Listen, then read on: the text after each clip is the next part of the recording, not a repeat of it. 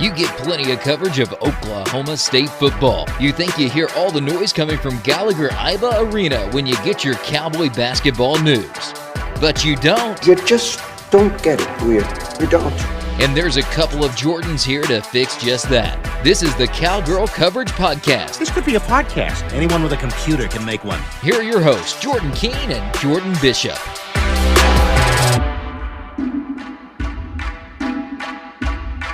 That's right. Welcome into the Cowgirl Coverage Podcast. Jordan King and Jordan Bishop here with you. This is now episode 9.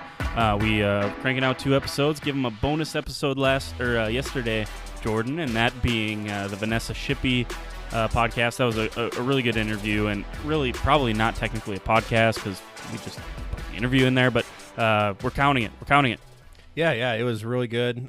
We got 30 minutes with her and caught with what she's doing, how her past year has gone pretty much since leaving OSU and come back to town, and she told us what kind of she does and what effect OSU had on her as a young coach now, and what she uses from that, what she learned to be her own kind of coach. No doubt about it. So that was a fun interview, as I said, and now on to episode 9. So again, we always start off with the standings. So we'll start off quickly with Big 12 women's basketball standings. Baylor 16-0, they clinched. So we'll probably stop giving Big 12 standings after this because Baylor again clinched their title. So congratulations to Baylor, although I don't think any of us really care. I'm just kidding. Don't come after me, Miss Kim Mulkey, please. I'm sorry. Apologize. Anyways, Baylor 16-0, 26-1 overall. Of course, the number 1 team in the country. Very good year by them again. And as we said, they probably scheduled that Big 12 championship tweet. So there you go. Congratulations to them. Texas second, 11-5. Iowa State also 10-5. But they'll have a chance here to tie Texas with that game in hand. And then West Virginia 10-5. As well. So 8-7, 8-7 for TCU and K-State. Oklahoma State down in 5-11 after a bad loss to Oklahoma yesterday, and then Oklahoma 4-12, Tech 3-12, Kansas 2-13. So Oklahoma State, obviously, as I said, bad loss down there in Norman, and unable to sweep a very sweepable Oklahoma team this year. You got to be a little bit disappointed in that, especially coming off a 20-point home win over the Kansas Lady Jayhawks. Now, that's a bad team. Make no mistake about it, that Kansas team's a bad team. But OU is sweepable. You should have swept 2 teams here in this week. Yeah, see, I think we're getting past the point where, early in the year after the Baylor game, we're thinking, okay, maybe the Cowgirls can put some stuff together and maybe make a tournament run. That's done. And I thought, they're on the heels of a 4-game losing streak, go in there and beat Kansas, and that was overall it was a great win in terms of morale. I mean, obviously, record-wise, Kansas is not a very good team, but it was good to actually get one and get back in the win column, maybe get some confidence going in the Norman, and then maybe you can string a win there, maybe a win against Kansas State on Senior Day, and then possibly a first-round win in the Big 12 tournament. You're in the WIT. That's not – I don't think it's going to happen anymore because you lose last night in Norman, bad loss. You're going to lose to Baylor. I was surprised to see that Baylor had a new picture when they tweeted out that they were the champions. I thought I was just going to use last year's picture. Use one from 5 years ago. It would be the same thing. And then Kansas State is top half the conference, and they're receiving votes in the AP, and they're a tournament team, and I think OSU's probably going to lose to them too. But that, you're below 500. There's no look at WIT bid. It's just things that just seems to have gone downhill for the Cowgirls. So again, I wanted to pull up the that I don't want to spend a ton of time on the Cowgirl basketball team season, because this past week obviously wasn't what they wanted it to be, and this whole season really hasn't been what they wanted it to be. And again, after getting a little momentum there in the middle of the season, really have struggled since. Stick around, by the way. Coming up, we have Chelsea Alexander from the Cowgirl softball team. Good interview with her. Thanks to her for sitting down with us and giving us a few good minutes to talk to her about the upcoming schedule and what has happened so far. So thanks to her. Stick around for that coming up in a few minutes. First of all, Big 12 softball standings: Texas Tech 13-1, Texas 12-1, OU 13-2, Oklahoma State in there at 10-5, 9-7 for Baylor, Iowa State 6-6, Kansas 3-10, and then we'll get an updated look here at the top 25 for the USA Today and coaches poll. But I believe the one I have is actually from yesterday, and I believe they updated it today. So let me pull that up really quickly here for USA Today softball. So we'll go down here. Florida State, UCLA, Florida, Oklahoma, Washington, Alabama, Tennessee, Georgia, Texas, LSU. So Texas into the top 10. And then obviously OU knew they were going to be in the top 10. Louisiana, number 11, Arizona, 12, moving up after beating a team like OSU this previous weekend. South Carolina, Arkansas, Arizona State slides down a little bit after their loss to Oklahoma State. Indiana, Kentucky, Texas Tech moving up there to 18th. James Madison, Oregon, Oklahoma State down to 21. Auburn, Minnesota, Baylor still sneaking into that top 25. They're at 24, and then Oregon State at 25. Some other teams that Oklahoma State has played receiving votes here. Again, this is just the USA Today and coaches poll. Illinois and Notre Dame, two of those teams that Oklahoma State has beaten, or Illinois they went 1-1 against. Notre Dame beat them, but they both are still receiving votes here in the coaches and USA Today poll. So what do you make of this? Obviously, Oklahoma State slides down. The 10-5 record isn't probably what this team was shooting for. Their standards are incredibly high for this team. We know that. But overall, in my mind, not a bad start to the season. No, because 7 of their 10 wins are against teams either ranked or receiving votes, and 4 of the 5 losses are against teams that are ranked or receiving votes. So, I think this goes to show that the people around them have done better to bump the Cowgirls down a bit, because 10-5 is not a bad record at all. It's best in Coach Gayesse's tenure so far, and coming against a very tough schedule. So I would have maybe moved them up a spot after this past week, because I know they went 3-2, and you're thinking, 3-2, but we talked before how these aren't really series, but that's kind of a series win if you want to take one from it. Plus, you get a good win against a very good Arizona State team. Yeah, and again, that's how I would treat these is treat them as series. And I don't know if that's the approach that they use, but from an outside point looking in, that's how I'm viewing these and kind of ranking these as they go through. Obviously, you get a good win over Arizona State, and that was a tremendous. That first day from Samantha Shaw was incredible. That Friday.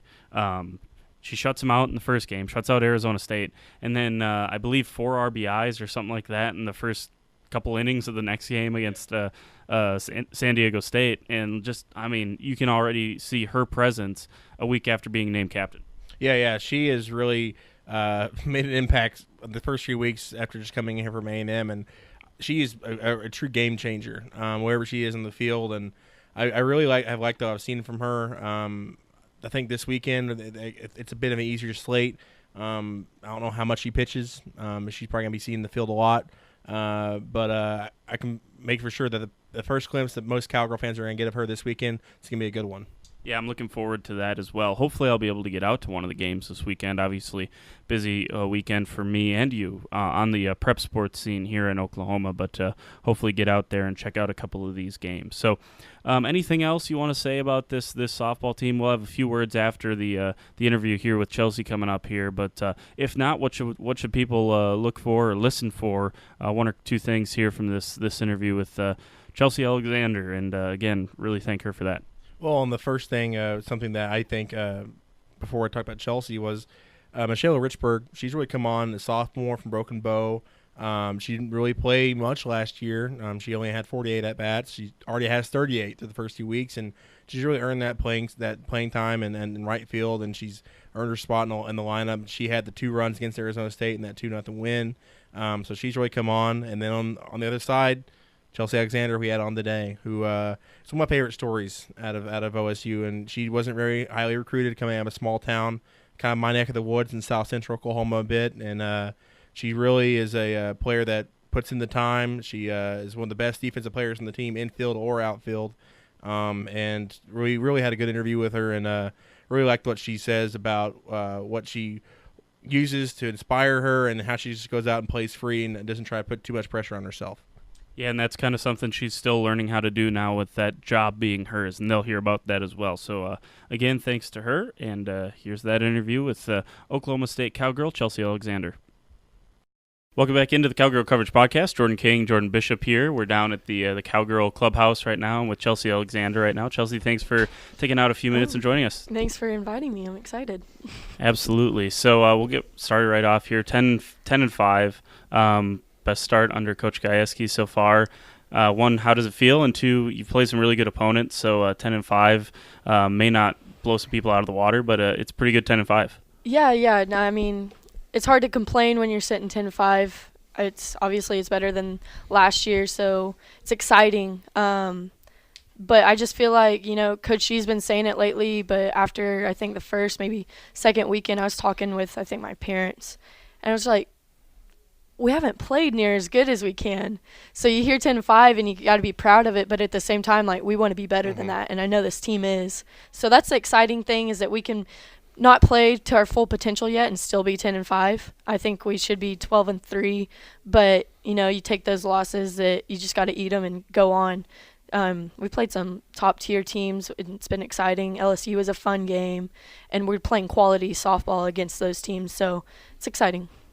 4 of your 5 losses have become the teams that are now ranked. Illinois and Notre Dame came in the rankings this week. Oh, sweet. Just what do you think, playing in these games that you mentioned that you're not playing your best, but you're still competing in them, you're still winning some of them. Is that something that you think you never had before on a team, where if you play bad, you're most likely going to lose? So it's actually better this year where you're playing bad and still winning some of these games. For sure. I mean, last year I felt like I was been on the most competitive team ever, because just being in college, it's just different.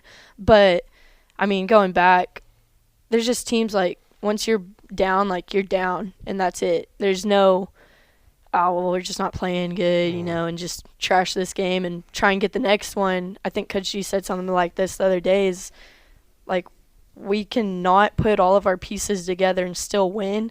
And, I mean, that's just – it's crazy, the amount of talent that we have on this team. I mean, it's just exciting. I cannot wait to see what happens when we put everything together, all the moving pieces, and get them working, and get us all working together, what we can do.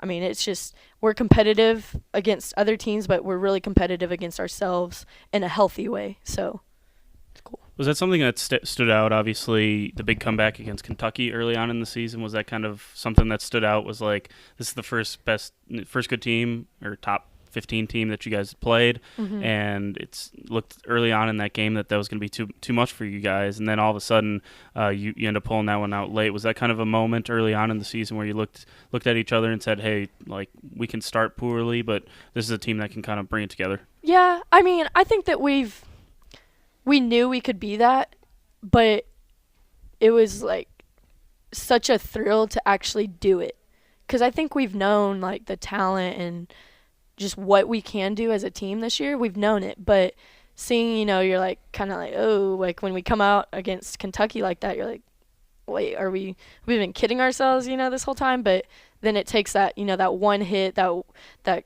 get on base, move runners around, score runs, and that one hit to take it to the next level. You're like, yeah, no, we got this. Even when we're not playing good, like, we got this. So, yeah, I mean, it was obviously the first time that we see it actually really happen, being the opening weekend and everything. But I think we knew it, but it was really cool to see it in person. Chelsea, how hard is it this year? Because we talked before with Coach about how competitive it is for people behind you in the lineup and behind you in the order wanting to take your job, that to keep your job, because you're a player that it was hard for you to make this program. And then last year as a freshman, you broke into the lineup and you made it yours. You made that left field yours. How hard is it to every day you to go out there and compete and keep your job? Excuse me. Yeah. So this is a talk that I've had a lot in my mind and with my parents and teammates and whoever will listen. I came in as a pinch runner, so what do I have to lose? It was so easy to come in and be like, I'm just going to play. You get to play free, and that's when every player plays their best. But, I mean, for me especially, if I put pressure on myself, and that's where all my pressure that the coach, it's not from the coaches, it's not from my teammates. All the pressure that I have on me is from myself, and I'm a player that I won't perform like that. So last year I was able to come in, play free, and you see what happens. It's unbelievable things in my mind. Like, I'd never expected something like that. Like, I knew it could happen, but wasn't ever truly realistic, I don't think. I mean, I remember pinching myself halfway through the season thinking, wow, I'm a D1 softball player for OSU. Like, it's crazy. I'm starting. Like, it was just insane. And now I have something to lose. I have that starting spot to lose.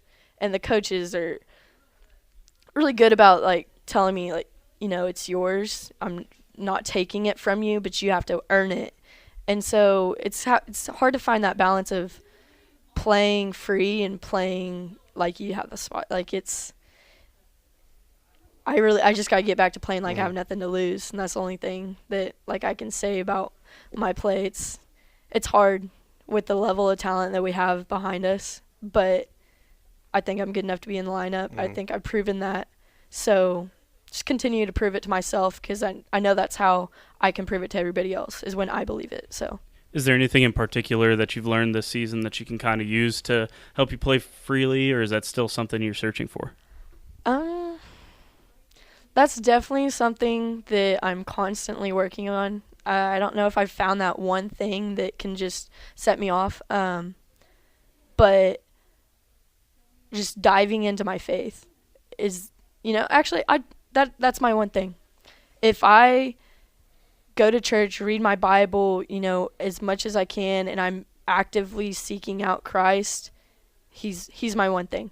That's when, I mean, I hate to say it as a Christian, but my last 3 weekends I've not played anywhere near the level that I think I should be playing at.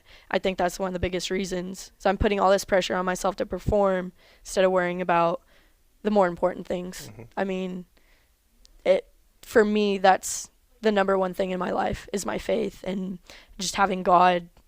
That was the difference that made that was the difference for me last season, was just playing and letting him have it. And so I just got to get back to that. So you speak of things that are maybe a little more important than softball. Is, you know, school's obviously another thing. How we talked a lot with the student athletes that we've had on the podcast before. How do you balance that? Is it still something you're learning to do? And how does that change semester in and semester out? And how long into a semester does it take to kind of get into a groove of your class schedule, your workout schedule, the games, obviously now in season? How long does that take each semester? And how much tougher does it get when you're in season? Season is a different world. I say it to, like, the freshmen, and I mean, my 1 year that I have under me, but it's just, it's insane. Like, the difference between fall and spring, it's crazy. But we have so many resources here to help us. I'm a very organized person, so my thing is, like, if I got to write things down and keep them in front of me so that I remember it.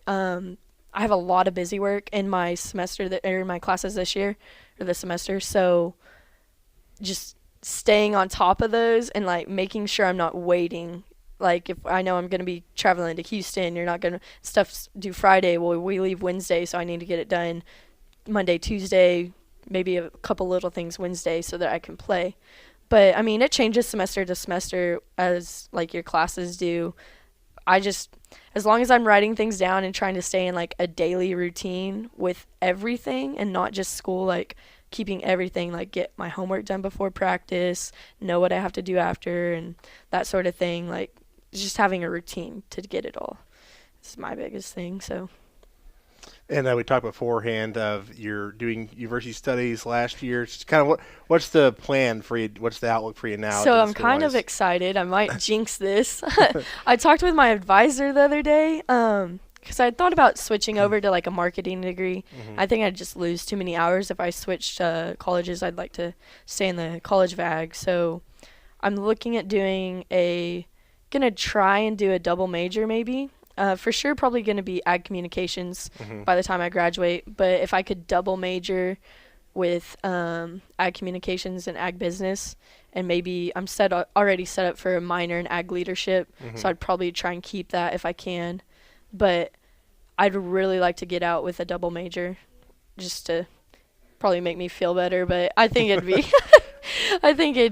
help me out in the long run. I don't know if I want to do anything with ag. I think I want to do something with, like, USA softball, working for them, like event management or something like that. I don't know. Did you do anything with ag growing up in Latta? Was there anything FFA-wise? I was, like, the thing in Latta. Like, actually, we had a lot of sports. We were good at sports. But no, I was involved with my FFA chapter. Freshman year, we got a new ag teacher, so I wasn't going to join.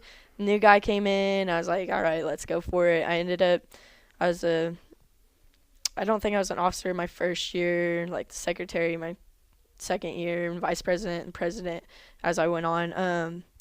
I didn't really do the animal side as I got older. When I was younger, I was more animals, but like agriculture is so much more than just livestock, and a lot of people forget about that. But I did speeches and a lot of community service projects. That was FFA was my platform for that. So we established we called it the ISTIP, LATA FFA ISTIP. It raised money for our Special Olympic athletes at LATA.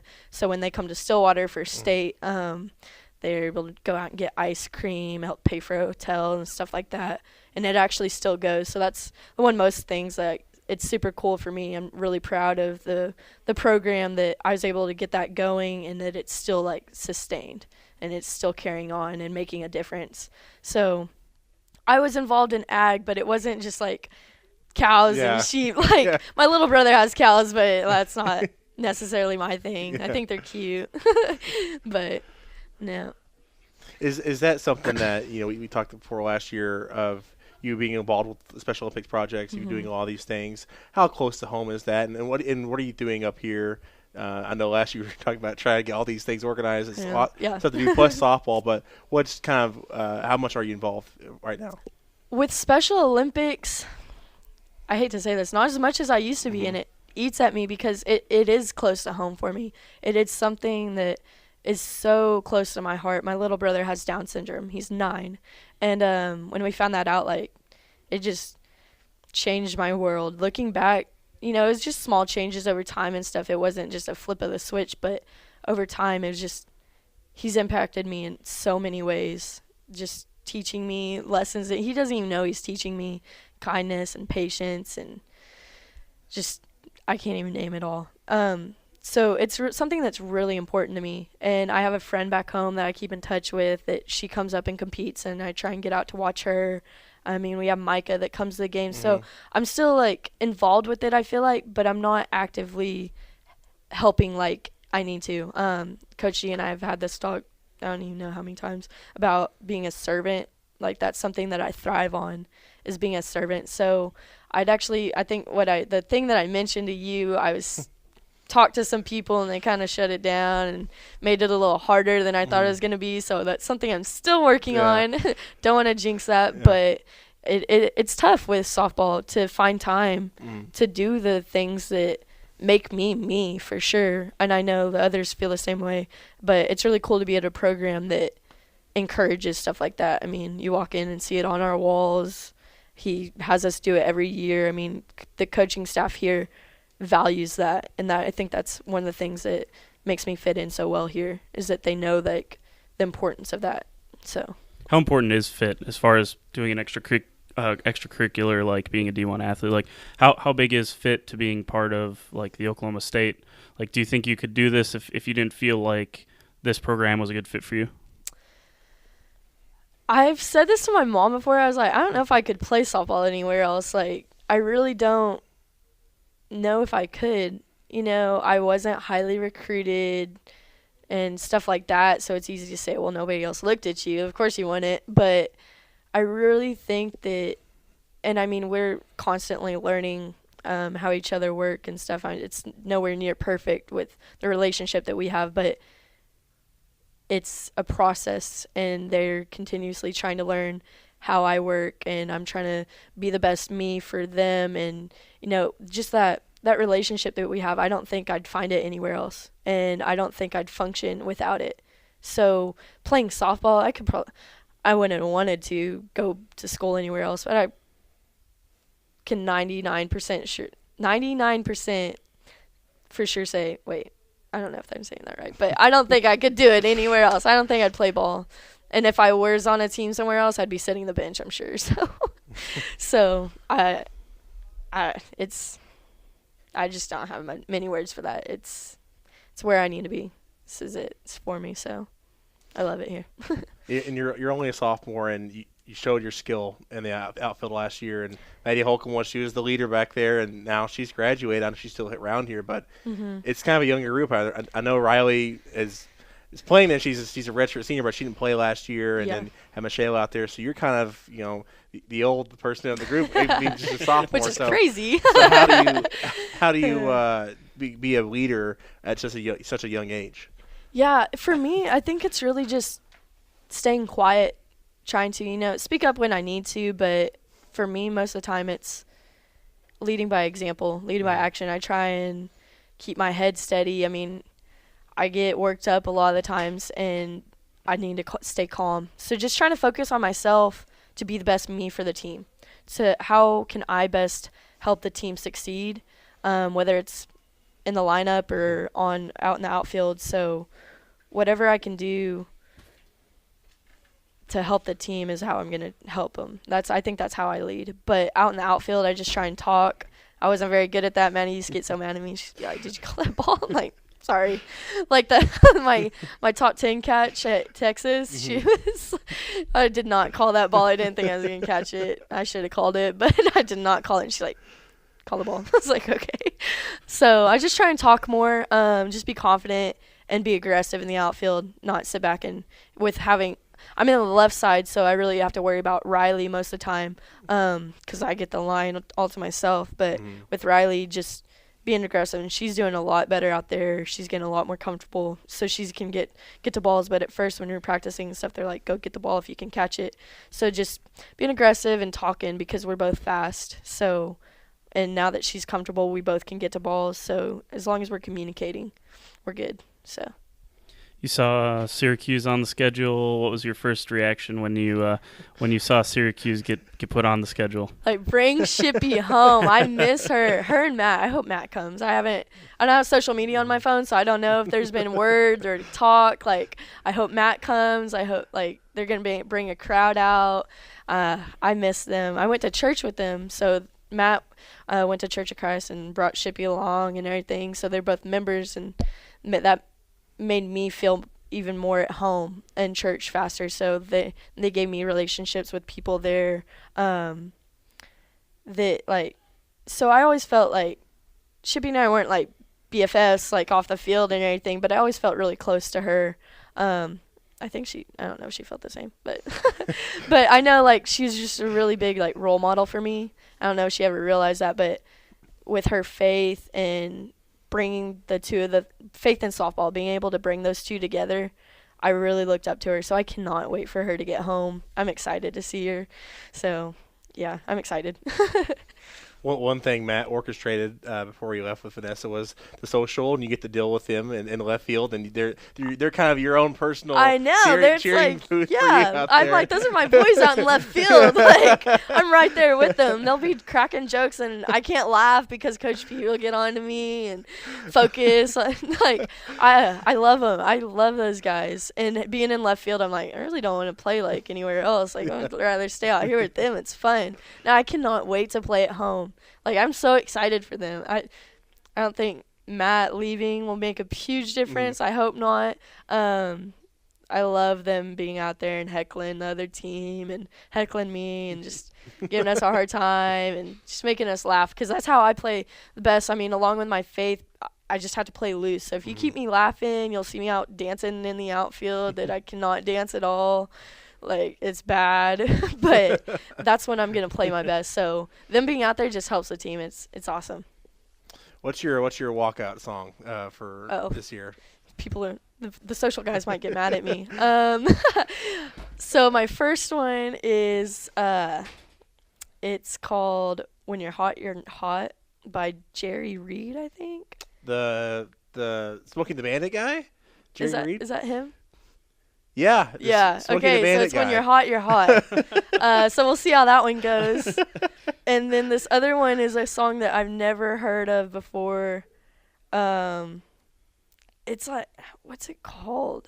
I don't even know the name of it. Like, it's Love It Like That by Pink Panda. It's like this, like, kind of techno dance club song. Like, I don't know how it's gonna go either. That one might not last very long in season. But it kind of has the lyrics of the "Here Comes a Hot Stepper." Oh, okay, I know that song. So it's kind of like a remix. remix. Yeah, it's kind of like a remix of that one. So they're way out there. They're the girls probably have never heard them. And the social will be mad that it's not glorious or that they didn't get to pick it. But we'll see how it goes. I mean, I'm always open to options. So when they tell me, I always consider it just in case it's better than what I picked. But I'm kind of excited. I want to see how it sounds walking out there. So what goes into picking a walkout song? Oh, it's so much time. I don't know how many songs I listen to, and then you rewind it and you sit there and you're like, no, maybe if you start at this time, like I'll be listening to the radio just to try and hear different songs that aren't in my phone. I'm like, could this work? Literally every time I hear music, I'm like, I think this might be a good walkout song. Like let me hear that again. But mine, it's so random. Like I don't try and pick like a popular song unless it's just got a really good like beat. You need a good beat, like a opening beat with a really good drop, and I don't know if either of my songs have that, but we'll find out. So what are you looking at whenever, obviously, other than listening to the songs, how that goes? But first at bat, coming in here at Cowgirl Stadium on Thursday, what's going to be going through your mind, all the emotions, and kind of how you going to feel? We'll find out. I'm not sure. I'm so excited to be at home. I've always loved like playing at my home field, in Cowgirl Stadium. Like the atmosphere on game day is just insane. I mean, I kind of think back to Bedlam, and not every game's like that. But then I'm like, actually, yeah, they're pretty close. Excited to play in front of our fans and be home and have them behind us. I mean, our fans travel really well. My family hasn't made it out to very many of our opening games, so I'm really excited to get to play in front of them. I love having my family up in the stands. A million things will probably be going through my mind. I'm just going to try and stay calm and just have fun. I mean, you'll see me trying to just take deep breaths, just try and slow my thoughts down because I can't even tell you how many things will be going through my mind. I just love playing in front of here though. So it's going to be a lot of good excitement and jitters, and it'll be fun. But when you see that looks like most of the games are going to be sold out, or most of the season tickets sold out, when you see that and you're a player and you realize that this fan base is coming out to support you, what does that mean? I can't even put it into words. To me, the loyalty that our fans have, I know we say loyal and true, but it's so true here. It is. There's no other two words that can describe our fans better. They're loyal and true. And so it's really cool to see this program get the attention and the support that other sports have gotten for a while now, and that other sports deserve, but that we're bringing in now. So it's really exciting to see the progress that we've made and how far we've come, and to know that our fans they want to see us do good, and they want to be there cheering us on. And I think it says a lot about us as a program, that we're fun to watch. Coach G says it all the time, put on a show. This is the show. That's why they try and be like baseball, the major leagues. That's why they call it the show. You got to just go out and have fun and just show off. That's why we practice so hard. So knowing that the fans are starting to realize that and seeing that, it's exciting. But, yeah, no, I can't. I love it. I love our fans. I couldn't ask for any better. Do you think this team has the caliber to be putting on a show in Oklahoma City in early June? For sure. Without a doubt, when we get all of our pieces moving, we're going to be unstoppable. I mean, you hit bumps in the road and you have your highs and lows, and Coach G talks about playing. You play your best 20% of the time, you play your worst 20% of the time, and then the other 60 you're playing about average where you should be.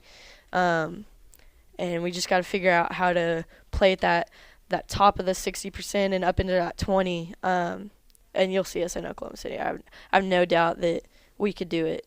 It's just a matter of getting it done. So something we've asked most of the student athletes that we've had on the podcast, outside of softball, outside of school, what's something you like to do? Sleep. Mom gets mad. I put that on my little thing, the get to know you thing, and Mom was napping. Really? I was that's what I do. No, I really just hang out. I don't know. I don't watch a lot of Netflix. I don't sit on social media. Started reading a little more.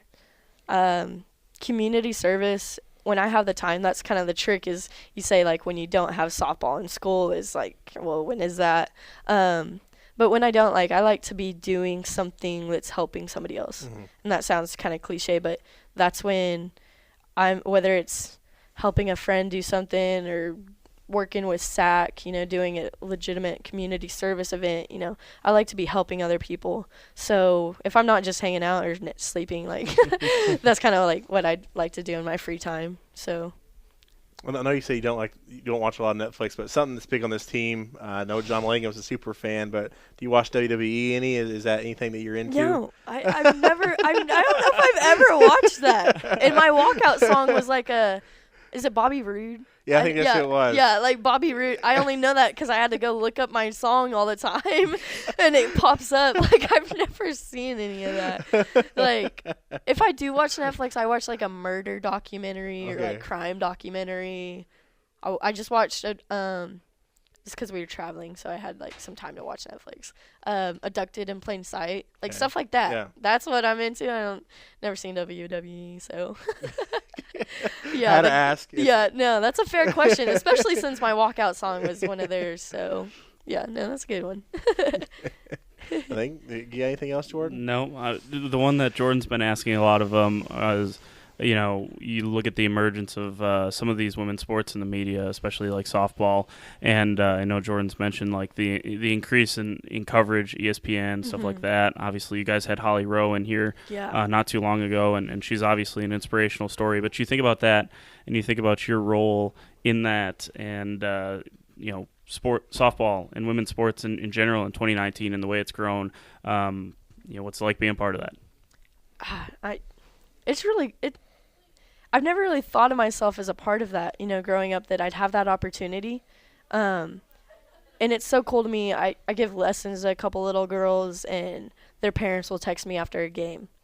And just knowing that, like, that I'm impacting those girls' lives, and I'm setting that example and helping, like, pave that path that incredible ladies and women before me have already, like, headed that task. And so it's really cool to be a part of it. I definitely don't feel like I've done any hard work. I think that wasn't said right. I've definitely felt like I've done hard work. But in that aspect of, creating the path for women's sports, it's been an effect of something that I've done. I mean, it's not been my intention. And I don't know if that's right or wrong, but just grinding out and getting your work done and doing all the things that you need to do, and that causes that. And I think it's really cool that people are really starting to realize what women can do and that it's fun to watch. And, I mean, I worked the World Series last year. It was not necessarily the most fun thing, carrying UCLA's bags or after we got beat by that sort of thing. Like, I'm the ball or the bag girl for these teams that we've played against. That's not fun. But watching, seeing them compete and how many people are there, knowing how fun it is, like, it's just really cool that we're finally getting that recognition that is well-deserved. So I'm glad I'm a part of it, but I don't really know what I do besides just go play ball, which is fun. So cool. Anything else, Jordan? Well, I think we got it. All right. Well, Chelsea, thank you for taking out a few minutes and joining us. Jordan and Jordan will be back to finish it up back in the studio. So welcome back in here to the Triple Play Sports Production Studios. Jordan King and Jordan Bishop back here finishing up the podcast. And again, thanks to Chelsea for the time. Yeah. Really enjoying the talk of these players. They all seem to know that this team has the chance to go to Oklahoma City for the College World Series later in the year, and you really find out talking to them that they're all bought in there, and they all know they can do it, and it's really nice to hear from them that they have that confidence, and they do know they have faults, and they aren't really all self-assured that we're unbeatable. They know they have things to do to get there, but it's nice to hear it from them in these nice interviews. Every single one so far, and I say every single one, it's really just the two that we've had, but Maddie Sue Montgomery and now Chelsea Alexander, and to a certain extent last night when we were talking to Vanessa Shippey, when we asked them, is this a team that you could see down in Oklahoma City? It wasn't, well, yeah, probably if it was, yeah, definitely, most definitely. That's what we've heard from all three people that we've talked to about this team so far. So if there's one thing I know about successful programs, successful teams, successful franchises, if you're looking at the pro level, it's there's one common voice. And I think the voice here is Coach Gajewski and his confidence in this crew, and I think that's absolutely shining through. Oh, definitely. And he just, like we talked about with Samantha Shaw earlier, they bring a different type of edge to this team, and that's what Coach Gajewski has done ever since he came here. He's brought a different mentality because most people think around here, be happy just to make the regional, be happy just to get to a super regional every now and then. No, he wants to win a national title, and he expects that. And I think that overall helps the program out tremendously, and this team doesn't want to settle for just regionals anymore. Yeah, so again, coming up this weekend, if you haven't seen this slate, Seattle doubleheader tomorrow, so potentially 7 games this weekend. But Seattle doubleheader, and then Seattle Syracuse on Friday, Sunday McNeese State and Northern Iowa, and then potentially Saturday and Sunday, probably both a little bit up in the air, but you hope you get both of those in, or all 3 of those games in there, and Northern Iowa on Sunday. So I wanted to move on and talk about Cowgirl soccer spring game coming up, and that's first one this weekend. It seems like it's crazy because you see March on the calendar, and it's like, man, it's spring now. It's ready to roll, and they're playing against the Rogers State Hillcats. Is that the – yeah, so Rogers State coming up for the Cowgirl soccer team, and ready to see them back out on the pitch. Yeah, Rogers State, it's in Claremore. I don't know if they had the better mascot at the college or the high school with the Claremore Zebras.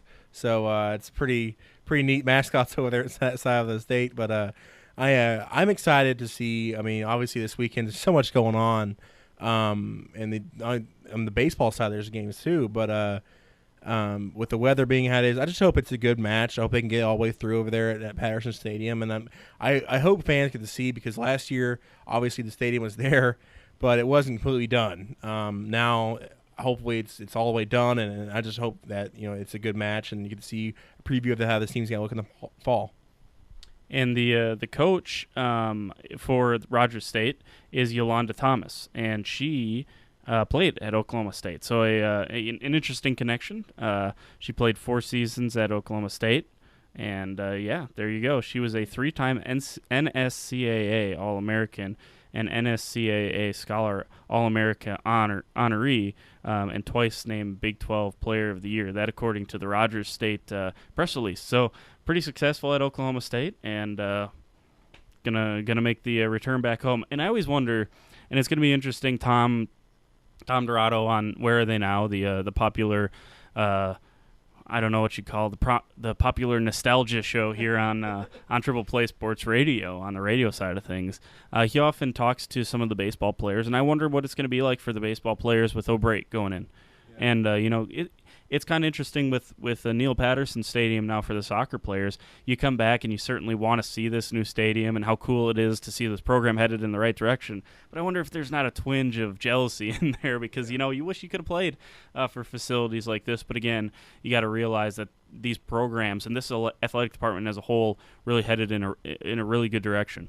Yeah, and the same thing can be said, just down the road from Neil Patterson Stadium on the Greenwood Tennis Center. And a couple years ago, when it was announced by the NCAA that they're going to be hosting the Nationals next year in 2020, we're talking to players like Katie Shresnikova, who graduates this year, how she feels a little bit, I don't get to play Nationals here. But it is kind of neat that you're part of the program. That's what I think these players can look back on. We are the reason this thing was built. The success we had here is the reason why this is being built now. So you can you feel like, oh man, wish we could have played in this, but also you can feel a little bit of good in your heart that, hey, we're the reason why this is here for these younger players. Yeah, no doubt about it. So I guess that's pretty good. That's as good a transition as any. You're starting to get good at this whole media thing, Jordan. That's good transition though to roll into some Cowgirl tennis talk, and got back on the right foot.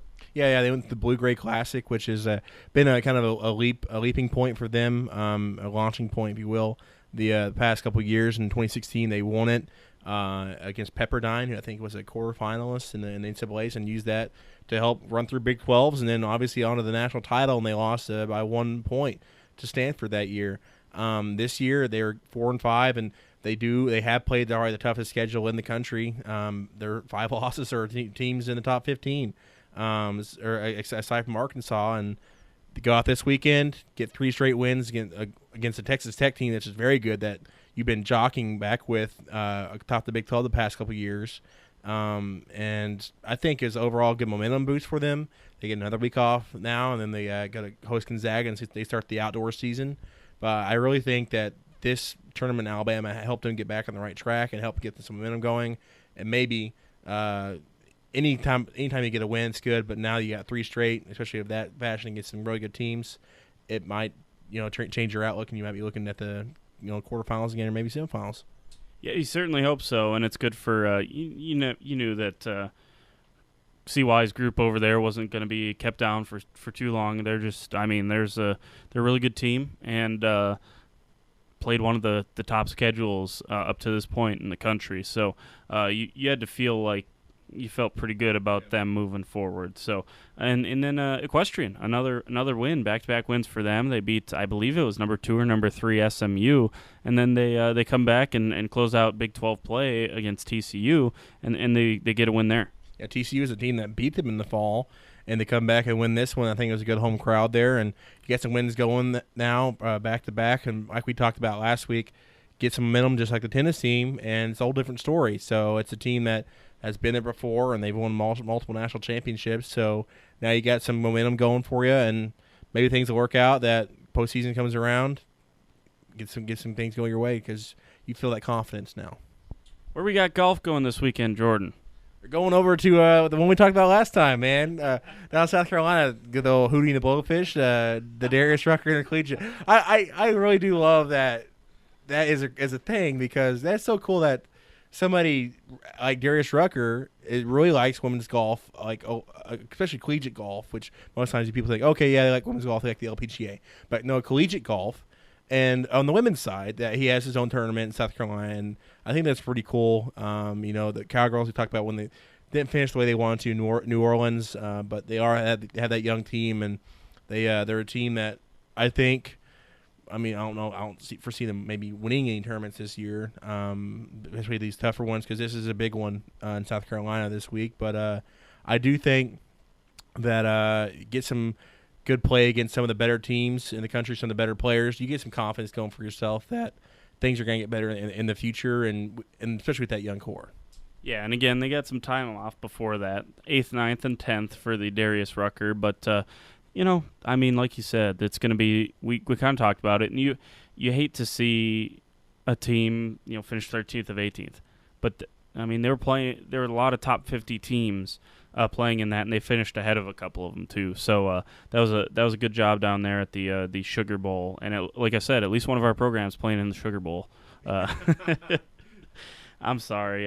This is a girls' Cowgirl Coverage podcast anyway, so we can't give too much props to the men's teams here on campus, although that was probably an unnecessary shot there. So, anyways, I think that'll do it, Jordan. I think we've covered just about anything, and we wanted to be a little shorter. We went 30 minutes strong with Chelsea, and we, again, want to thank her, and we really appreciate her sitting down with us, give us a few minutes, and I think next week we might be on the basketball side, might be on the softball side, might have 2 interviews. Who knows? Yeah. We're just throwing them at them fast and furious here.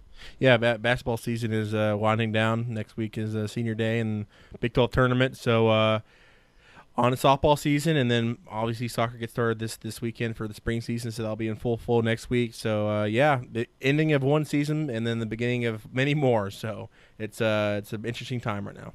No doubt about it. Thanks again to Chelsea Alexander for joining us. Thanks to Jordan Bishop. I'm Jordan King. This is the Cowgirl Coverage Podcast on Triple Play Sports Podcast Network.